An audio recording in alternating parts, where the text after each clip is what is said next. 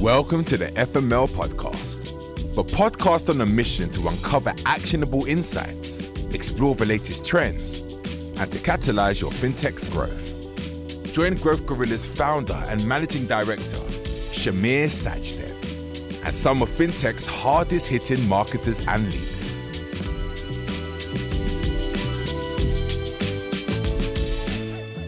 Welcome everyone to today's episode of the FML podcast. We're joined by Imo Bábics, Chief Growth Officer at Relai, a leading Bitcoin investment platform. Imo, for everyone listening today, it'd be great if you could just share a bit more about yourself and your journey so far. Currently the Chief Growth Officer at Relai. I've been with the company for over 3 years now. My marketing journey really starts in the UK, in London. I studied at the University of Surrey in Guildford and then got a job at Universal McCann in London. That was my first marketing role. I was always sort of really wanted to end up in marketing because in uni it was the subject that made the most sense to me.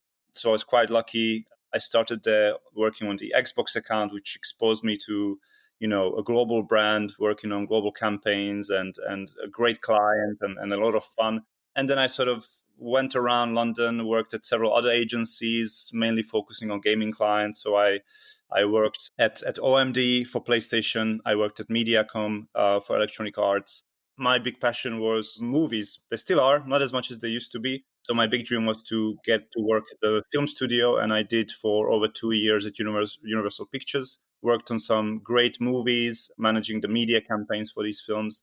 And then I decided to move away from the UK, move to Austria. In Austria, I started working for Bitpanda, which is now Austria's first unicorn. It is a cryptocurrency trading platform. At the time when I joined, they were very, very small, not really known. By the time I left, they were one of the biggest crypto companies in Europe. And since then, they have grown even more as well. So a massive company. And that's where I fell in love with the world of crypto and Bitcoin. So I always knew that I want to continue working this, and that's how I ended up at Relai. Could you just perhaps explain, who Relai are and what problem you're trying to solve? Yes, of course. So Relai is a Swiss-made, non-custodial, Bitcoin-only app and a company, and we essentially provide regular users, high-net-worth individuals, and businesses with the easy solution of buying Bitcoin. We do not hold any user funds, so we are never in danger of us. Whatever happens to Relai, your funds are basically safe because it's self-custody. So essentially, you hold all your Bitcoin in your own wallet. We just provide you with the technology to have this wallet on your phone with one tap, and then you essentially self-custody your own Bitcoin. And yeah, that's what's Relai about. It's Bitcoin only. We don't deal with any other cryptocurrencies because we believe that when it comes to savings for the long term, Bitcoin is the best asset to use. Before we jump into the marketing of crypto and Bitcoin, and I've got lots and lots of questions there. I'd love to understand, what kind of drew you into sort of the world of fintech and crypto and Bitcoin? Was it serendipitous that you just started working at Bitpanda, or was it more of a tactical sort of play on your own behalf? No, it wasn't. And in fact, if you would have met me, in uni, and you would have told me that I would be working in fintech, in finance, I would have told you that you're crazy because I have no interest in this whatsoever. I always saw my future in entertainment when it comes to especially movies. I wanted to work in the movies. And when I started my marketing career, it was gaming. And I always thought that gaming is great because it's essentially almost like movies. It's pretty much the same industry. Eventually, it probably is going to be the same industry. And that's what I felt my passion was. When I came to Austria, I was working again at agencies for a while, and I just didn't want to work at agencies anymore. I didn't want to work at big corporations anymore. I really wanted to try startups. So essentially, I just started applying for startups, and Bitpanda got back to me, and I thought the name was funny. I looked into what they're doing, and I realized that it's cryptocurrencies and Bitcoin. At the time, it was 2017, late 2017. So it was a very different sort of awareness of this compared to what it is now. Now, most people have heard of it, but back then, cryptocurrencies and Bitcoin was still something that probably most people on the street you would ask would have told you that they don't know what it is. I have heard of Bitcoin before that several years, but I ignored it, unfortunately. And then when I looked into it, I was like, yes, this is brilliant. I immediately saw the potential in Bitcoin and then immediately understood that Bitpanda could be a huge company because it's something new. And that's really what attracted me to it to sort of take the job. And then once I started working in the industry, that's when I just really fell in love with it. It was, I would say that by now it's a much larger and closer to my heart than the movies and the entertainment businesses. When it comes to like people thinking about, I want to do this or I want to do that, and now as an older person, I would also tell them, or coming from experience, be careful what you wish for, because sometimes what you get is not actually what you want. You might think that this is my passion, I really want to work in this industry, and then you realize that it's not as great as you thought it was. When it comes to the movie business, for me, I realized that it makes sense, obviously, now that I work there, and as I say these words, but back then I was very, I would say, naive about it. And I realized once working in the industry that all the magic surrounding the movies is all manufactured. The great stories that you hear actors say of working on movies, these are all manufactured.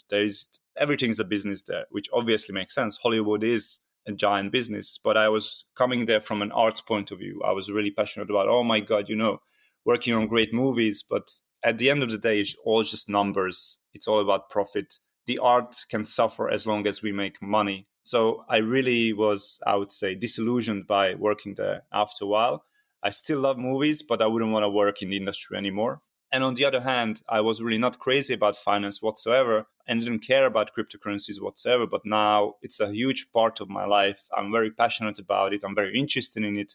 And I want the industry as much as the company that I work at to succeed. So it's funny how sort of life really works. And, you come across something that you end up doing for years and you didn't actually plan on it at all. And in my experience, that's how most people sort of do what they do. In my agency years as well, most people would tell you that they never intended to work in an agency. They just somehow managed to end up at one, and then they work there their whole lives. Yeah, I've definitely come across. I mean, even as like a founder of an agency, I was supposed to become a doctor, and now I run a marketing agency. So yeah, go figure. Yeah. So you probably would have had the same amount of stress as a doctor, but maybe the pay would have been better, I would imagine.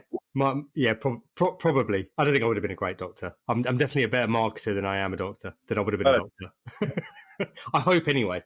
So I think the crypto space has been really interesting over the last few years. Everyone was kind of, riding a huge wave, and then sort of back end of 2022, a few bad actors almost brought down the entire industry. And I'd probably say that the best part of 2023 and most of this year, 2024, we've seen the crypto markets and the industry itself slowly kind of claw its way back. We've certainly seen that with our clients. I think sort of my opening question around sort of marketing within that space, you've been at Relai for 3 years now, which is fundamentally while all of this sort of turmoil was happening. How did you, as Chief Growth Officer, kind of navigate this market and the fact that the trust had fallen out the market? How did you manage to sort of maintain sort of demand? How did you keep the company growing and building and moving forward? I would say it's probably counterintuitive if you're not in the industry. But for us, for example, when FTX crashed, it was actually a peak day for us. We had a massive amount of new users coming to us, massive amount of volume being traded by our current users, because essentially people have realized that Bitcoin is the only thing that really makes sense, and even more so to have it in a self-custodial way. Because even if something happens to our company, the money you have put in Bitcoin is yours. We don't have access to it. We can't touch it. We cannot hold it if we go bankrupt. We like FTX did with their users, pretty much holding them at ransom. That doesn't really happen with us, and people will recognize this. And then a few months later, what happened is Credit Suisse, a huge Swiss institution, also went bankrupt. That was another peak day for us because people realized that I can't trust my bank. This is something that if you work in specifically the Bitcoin industry, lots of people know about this and lots of people understand this problem, but mainly outside of the Western world. When you speak to somebody in South America, when you speak to somebody in Africa, they immediately get the idea of Bitcoin because their sort of financial system and their banks and the legacy system there is not perfect, and it's very often compromised. So they don't feel that, first of all, some of them don't even have access to it. And second of all, if they do, in a sense of South Americans, for example, inflation is killing whatever money they have. So the fiat system, as we call it, is pretty worthless to them. They need to work in it because that's how their world is set up. but they would much rather prefer holding their money in Bitcoin or other cryptocurrencies, or even in the US dollars. So there already are alternative financial system in this world in different countries, so usually people from outside of Europe and outside of North America, they already are open to it. In Europe, it only really happens when something big comes to be, like FTX crashing or a bank going down. In the States, there was the banking crisis just, I think, a year ago or so. All these sort of events, just a great reminder for regular people that, oh, something is not right. And I don't really have the control. So what can I do? And that's when they naturally discover Bitcoin. So from a marketer's point of view, it doesn't really make sense, to be honest, to be pushy. You can't really be focused, on outbound marketing all the way. Inbound marketing is just as important. And actually, it's the more effective one, because all you need to do is set up your infrastructure, set up your, your SEO, set up your website, set up everything around it, and create lots of content. And then people naturally come to you as well.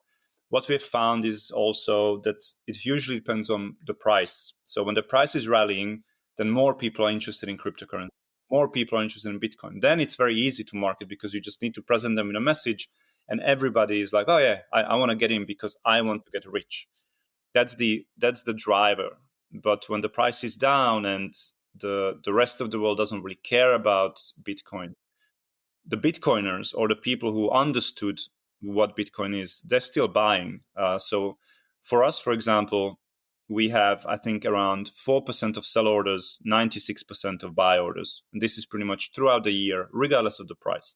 In fact, when the price crashes, our long-term users are buying more than any other day, because they understand that, okay, the price is crashing, I can get more Bitcoin for my fiat now. And this is very different to people who are new to this industry, because they are feeling like, oh no, the price is crashing, what am I going to do?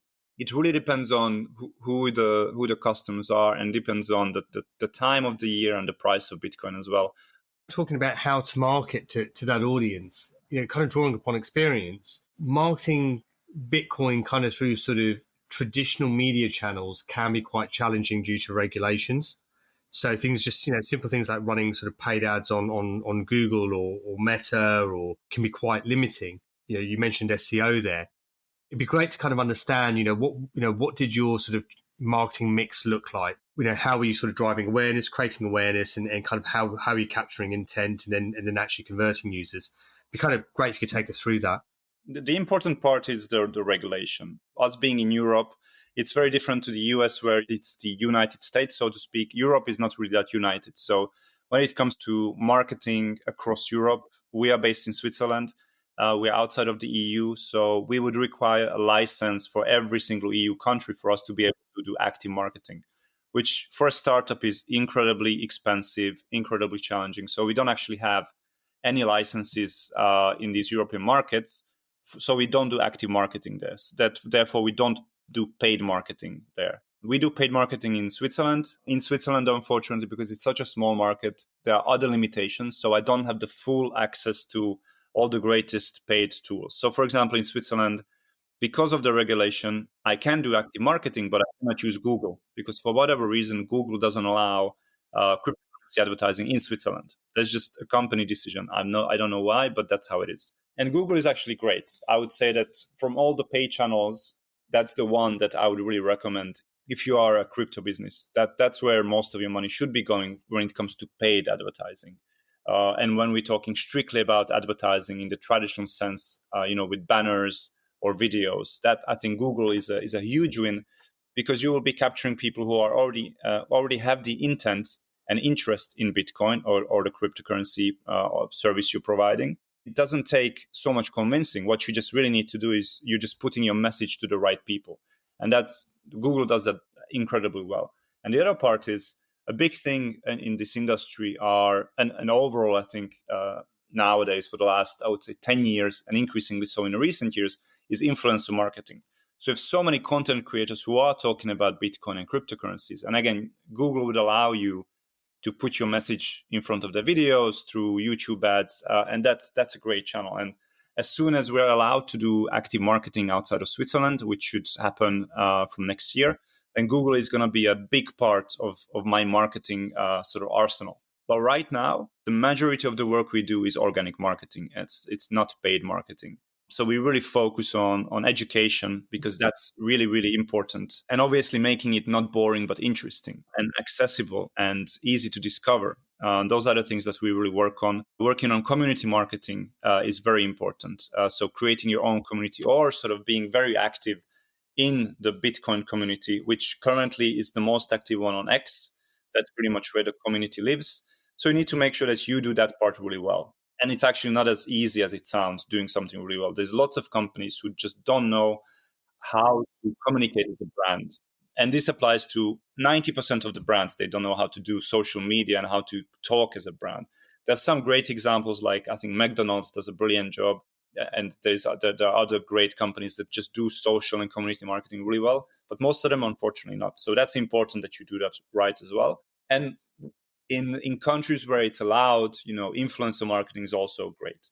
These are actually the two most important weapons, I would say, or three most important weapons you have at your disposal in a crypto business. One is making sure that you do organic marketing well, and SEO especially, so that when people are searching for your product, you are there with the message. Second is community management. A community is extremely important. And if you don't have one, you need to work on creating one, but also attach yourself to the community of the cryptocurrency that you're selling. And finally, influence marketing. This applies to pretty much the younger generations now. So millennials who are not so young anymore, but definitely Gen Z as well. Countless research shows that they trust the opinion of content creators much more than reading a review in a legacy media, or something. They don't really trust that, and they don't even read it at all. They care about what their favorite content creator thinks about a certain app or a certain product. They also care about user reviews. These are the things they really trust a human feedback rather than somebody telling them with an ad that you need to have this product. And that's also the other reason why we don't really do that much paid marketing, is because it's just not a great fit with the target audience. It is obviously important and you should be doing it, but that's not really where you will get your best clients from and your best customers from. I think paid marketing is a great thing on top. Once you really want to scale and to multiply whatever you do well in organic marketing, then you can sprinkle some money on top of it to make it last longer and reach wider. But if you don't do the free stuff, so to speak, well, then it doesn't matter how much money you have, because you will attract the wrong clients with the wrong message.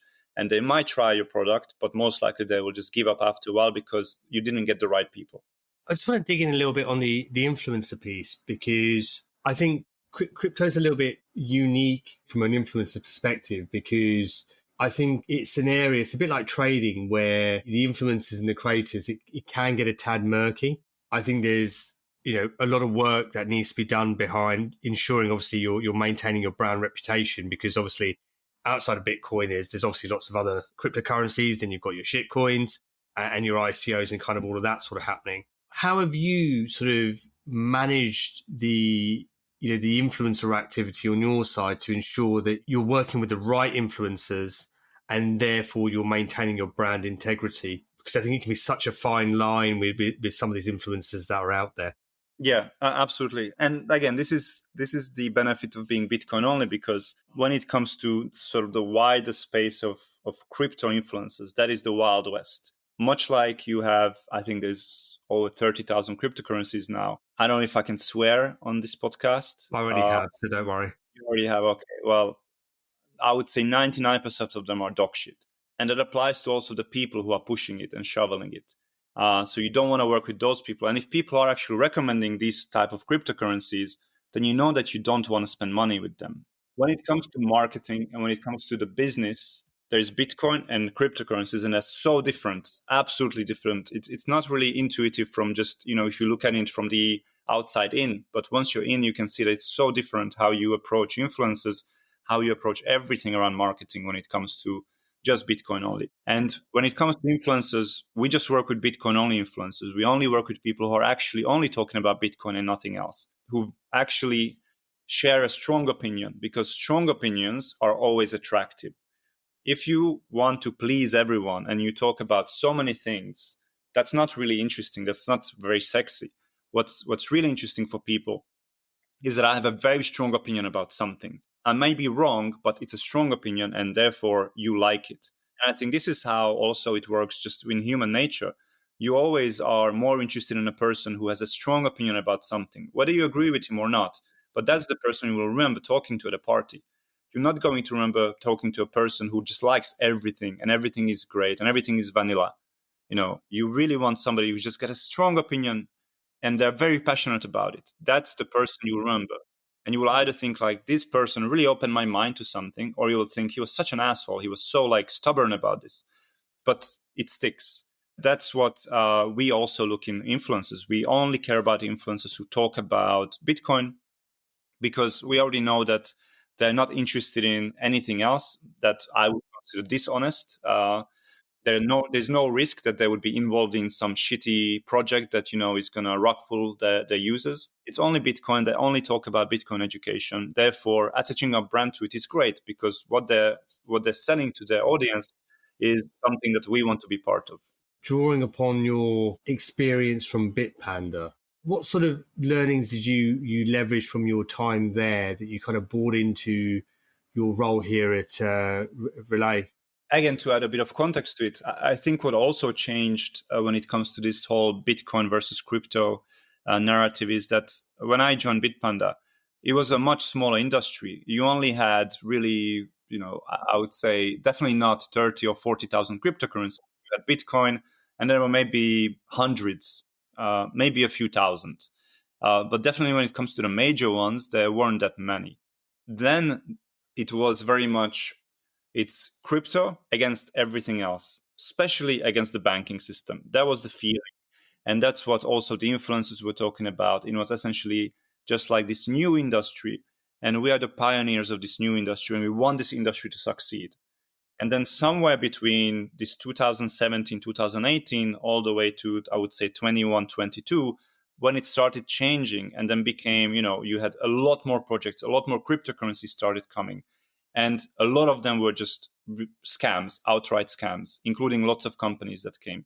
Now the conversation is very much, it's Bitcoin and everything else. Even the industry changed during this time. So when it comes to the learnings I had, it definitely helped in this new role just to understand the industry, to have essentially already the experience and sort of walking the path already once, where it's, I know how to grow the company. And that's exactly what I said in my interview.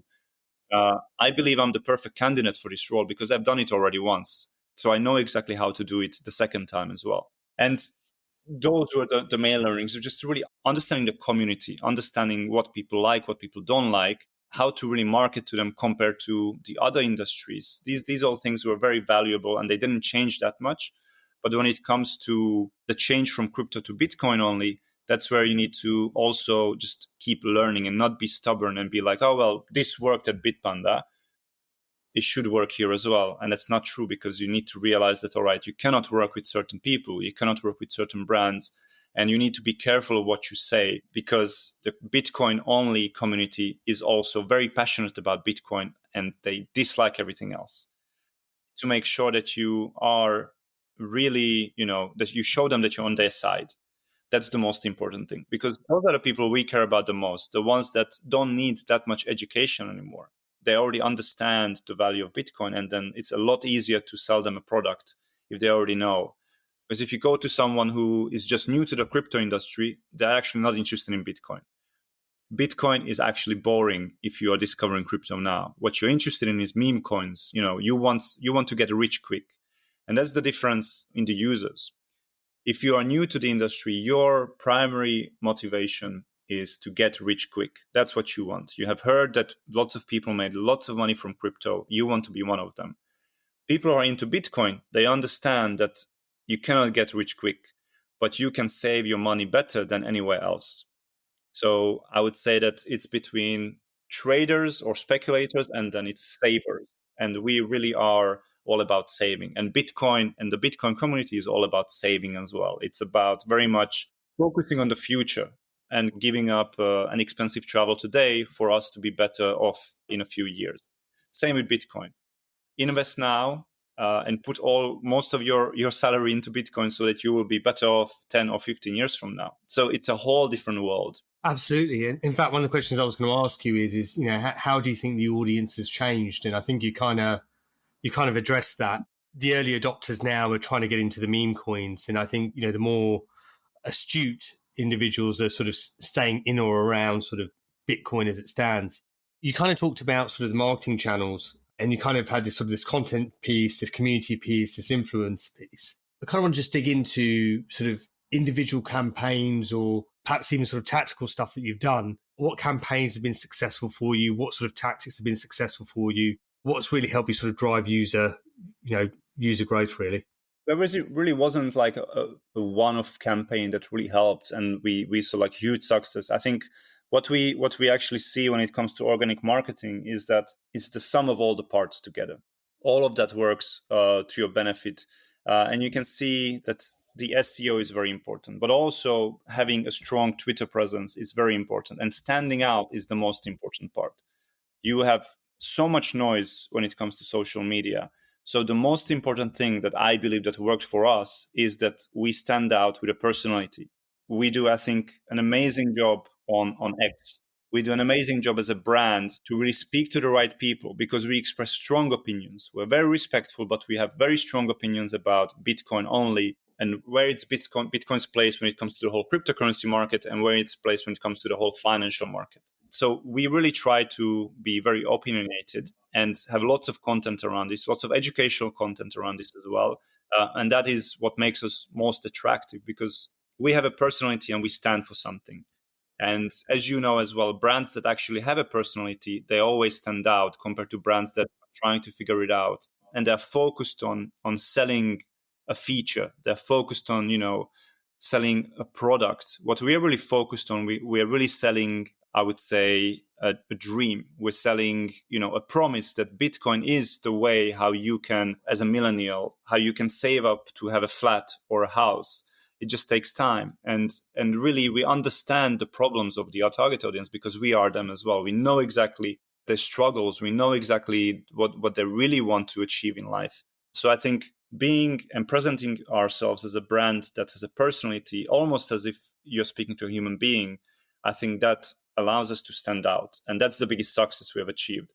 Everything else around it is just helping us to push this and be discoverable across many platforms. And that's why all these assets like influencers, content marketing, email marketing, SEO, ASO, all these things just really help elevate this personality that we created for the brand. And that then creates already an emotional connection.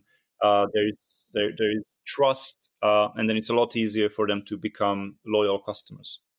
You mentioned trust there, and again, that's something that I kind of want to dig into. The trust element in in financial services, and then specifically in fintech, and then even more specifically in crypto, is so important and hugely important. How did you approach building and developing trust with your target audience for Relai? Yeah. So first of all, I think it's important that you do the exercise of speaking to your customers. That's the start. So we did user surveys to really understand why they like Relai, and then we try to dig deeper into the answers that they provide to really understand what is the reason. Why do they like that we are Swiss? Why do they like that we are Bitcoin only? And really understanding what is the actual motivation behind what is attracting you to this. And that's when you understand that, all right, so Bitcoin only is very important for them because it is a signal of trust, but mainly it's a signal that there is that we have a purpose, that we believe in something. Being Swiss is a little bit of an unfair advantage if you're not based in Switzerland, but the Swiss-made brand is very often used on watches, chocolates, and everything else. It's a sign of quality. And if you think of Switzerland, you usually think of something that is expensive and high in quality, So it does help us as well. And that's what people like about Relai, is that it's Swiss-made, therefore it is trustworthy. And we make sure that we, first of all, live up to that name. And it's quite easy in our sense because we are non-custodial. So there's literally no danger when it comes to you losing your funds. Trust is sort of built into our business model. It's by design there already from the start. Actually, you don't need to trust us because we don't hold your funds. But we still talk about trust, and we still talk about security, and we still make sure that people, are attracted to us from this angle as well. I want to switch streams a little bit. And we've talked a lot, obviously, about, marketing crypto. I kind of want to just tap into talking about, I suppose, your experience as a marketer kind of on both sides of the fence, both in sort of agency world and then moving client side. And it'd be kind of great to kind of, from your perspective, just understand, I think, the kind of the key difference from what you see having worked in an agency versus having to then obviously pick up an entire marketing function kind of once you move client side. It'd be great to kind of hear your thoughts on that and your experience around that. In my case, I was always working in media agencies. Even at Universal Pictures, on the client side, I was working in a media department. So my job was very much helping other countries around the world allocating their campaigns, their campaign budget. How much of it should go to TV? Why should it go to TV? Why should it go online? Or why should it go to social media? It really depends on the target audience and all these sort of things that media agencies do. It changed when I moved to Bitpanda, because there I was hired as the head of marketing. And that's when you realize that media is a small fraction of everything else when it comes to marketing. And you're required to know, not as an expert everything, but you need to understand how everything fits together to create the best marketing, the best performing marketing for the company. But I think what the agency world, or sort of, I would say it more like my media background, what it really helped me is to understand the users more, because that's what media is. It's really just, reading through lots of research, understanding who they are, what media they consume, therefore what will be the best channel to reach them and convince them. What would be the best message to reach and convince them? And I think that is super important. I think if you work in media, that's the lesson you should be taking away from that industry, completely understanding who the target audience is. And that then helps you on your journey when you join a startup. And I would recommend to everybody who joins a startup is that the first thing you should do when you are hired as a head of marketing or a CMO at a startup is there any data on users? When was the last time you have had some sort of a user survey or user interviews? And if they haven't done it, you should definitely do it. And if they have done it and it's outdated, you should definitely do it as well, just to get the latest update from them. You should definitely do a product market fit survey with them to figure out how they feel about the company. Then figure out, once you do this, suddenly you're able to segment your users based on, are they really a big fan of your company or not so much? You don't really need to care about the people or not so much. As a startup, you don't have time to try to convince the non-believers. What you want to is you need to find more believers. Therefore, you need to focus all your time on understanding who is my most engaged user. How can I learn from him, and what can I learn from him to find others like him or her? And if you do that journey, doesn't matter what your background is, I think then you already have a great set of questions and answers that then will tell you, how can I reach this person better? So you don't need to be an expert in PR or, social media. You just need to find the answers. You need to understand the users. And that's something that is, I think, the most important aspect. Everything else is then just, putting one and one together. But you need to first find the solution to the problem. And the problem always is, how can I get more people to use my product? It's been absolutely fantastic speaking with you. Before I let you go, and before we go into sort of the quick fire round, I think sort of a couple of questions really. What does the future hold for Relai? You mentioned that you're broadening outside of Switzerland in 2025. What are the plans for the next sort of year ahead? So, like I mentioned, we're not allowed to do active marketing outside of Switzerland. We can have users, but they need to come to us. We cannot actively go to market and come to Relai. But that will change from next year, because the regulation is also changing in Europe. So from next year, there's going to be this new EU law called Markets in Crypto Assets, or MiCA in short form. And that basically unifies all the local regulations into one. So if you get a German license, then you can passport this license to every other EU country. Therefore, you can do marketing across the whole of EU. And we are very close to getting a French license. And as soon as we have the French license, then when MiCA becomes effective from next year, then it's going to be switched over to European one. And then we are able to basically do marketing everywhere else. And that part is super important, to have the regulatory freedom to actually do active marketing and scale. And the other important part as a startup is that you need the money to scale. if you don't have money, it doesn't matter that the market is there. You will scale, but very slowly. I think organic marketing is something you need to do really super well for you to be successful. But without money, it's going to take a long time until you grow. And luckily, we are also just a couple of weeks away from officially closing our Series A. We are raising several million, which is going to be very helpful for our growth across Europe from next year and beyond. And that's pretty much Relay's future for the next 2 years, is to really go out to Europe and really conquer Europe and get as many users on board as possible. Well, there you have it. Conquering Europe. Yeah. Imo, before I let you go, I'll take you through our quick fire round. Okay. That we ask all of our guests. What podcasts are you listening to right now? I listen to a lot of podcasts. Most of them are not relevant to you because they're football podcasts. But when it comes to sort of marketing, I think I'm really enjoying now Lenny's podcast. It's basically a product growth marketing podcast.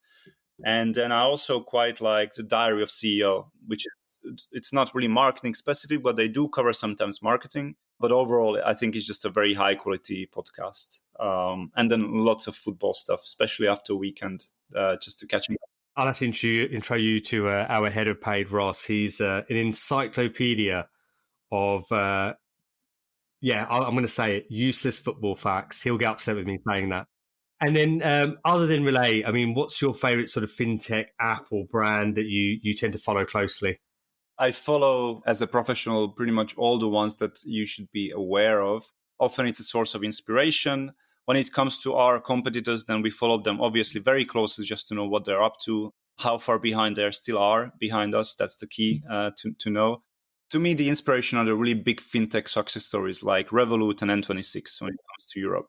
They obviously are not in crypto, but what they have done, especially Revolut and especially N26, is how they managed to essentially turn something that's boring, like banking and your personal finances, into something that's almost like a lifestyle brand. And these two companies were really the originators of this. And they've done it so well. They created essentially the fintech industry when it comes to Europe. And I think every other company is trying to copy them. And I personally use their products as well. And they're great products. So they're a great source of inspiration, also a cautionary tale in some cases. But I quite like these two companies because they also are now so big, they have such giant budgets that they often get to do the cutting edge stuff. The top people work for them. And therefore, it's, I think, very interesting to keep an eye on them. Or just like, what are they doing? And then if you discover that they're doing something new or you haven't heard about, then it's, why are they doing that? I'm curious and let me dig deeper. And very often you realize that it's probably not relevant to you, but just at least knowing like where the industry might be going, I find it to be very, very interesting and useful. What books are you currently reading or would you recommend to our audience? As a father of two, I'm not as much of a reader as I used to be. I'm currently reading the Steve Jobs biography, which is really good. And I usually like to read books that are sort of either based on real life events or basically stories of people.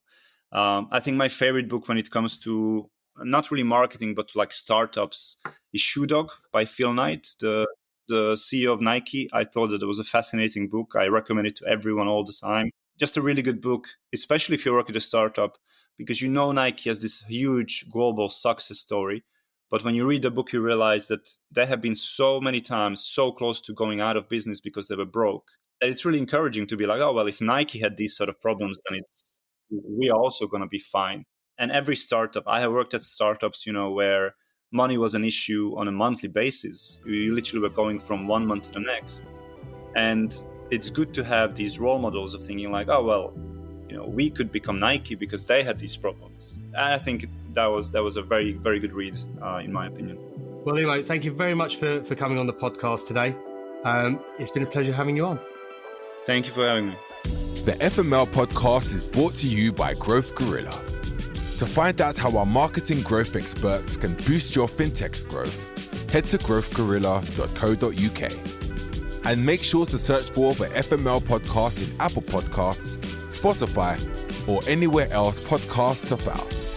Don't forget to click follow to ensure you don't miss any future episodes. On behalf of the team here at Growth Gorilla, thanks for listening.